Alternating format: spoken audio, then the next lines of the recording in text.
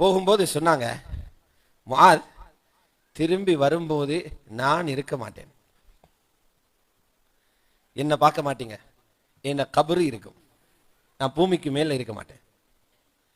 நீங்க 3 விஷயங்களை பேணிக்கோங்க. முஆத், வெளிநாட்டுக்கு போறீங்க, ஒரு முஃப்தியை ஆலிமை அழகாக புத்தி சொல்லி ரசூலுல்லாஹி ஸல்லல்லாஹு அலைஹி வஸல்லம் பேசுறாங்க. சொன்னாங்க, அல்லாஹ்வை பயந்து நடவும், எங்க இருந்தாலும் அல்லாஹ் பார்க்கிறான் என்ற தக்வாவோட வாழுங்க. ஆலிம் என்கிறதுக்காக ஷைத்தான் விட்டுட மாட்டான், உங்களையும் பாவத்துல தள்ள பார்ப்பான். அல்லாஹ் பார்க்கிறான்னு தெரியும். இத்தகில்லாஹ ஹைசுமா குன்த். யமனில் இருந்தாலும், மிஸ்ரில் இருந்தாலும், ஆப்பிரிக்கால இருந்தாலும் அல்லாஹ் பார்த்து கொண்டிருக்கிறான். உணர்வோடு இருங்க. மனிதனே என்ற வகையில் உங்களால் அப்படி தப்பு தவறுகள் நடந்தால் அந்த தவறுகளை பட்டோலையில் அடக்கம் செஞ்சிடாதீங்க, பட்டோலையில வாழ விட்டுடாதீங்க, பாவங்களை அழிச்சிடுங்க.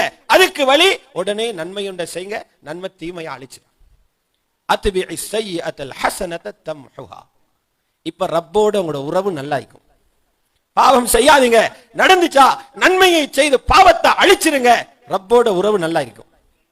இரண்டாவது சொன்னாங்க, ஆலிம் என்று சொல்லி தனி வழியில் பயணிக்காதீங்க. நான் ஆக்களோட சேர மாட்டோம், நான் தனியே தாங்கிப்போம்.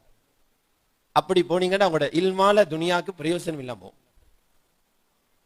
உங்களோட உங்களை அடக்கிறதோட கபருக்குள்ள போயிடும். அதனால சொன்னாங்க, தனி வழியில போகாதீங்க, மக்களோட சேராம புலங்காம அப்படி போகாதீங்க. சேர்ந்தாலும் மக்களுடைய துனியாவை விழுங்க, அவங்களோட சேராதீங்க. உங்களோட அஹ்லாக்க காட்டி குணத்தோட மக்களோட பழகுங்க, அப்பதான் உங்களோட இல்மால மக்கள் பயனடைவாங்க. காலிகின் நாஸ பிகுலுகின் ஹஸன். நல்ல குணத்தோடு மக்களோடு பழகுங்க. நல்ல குணம் என்றா என்ன?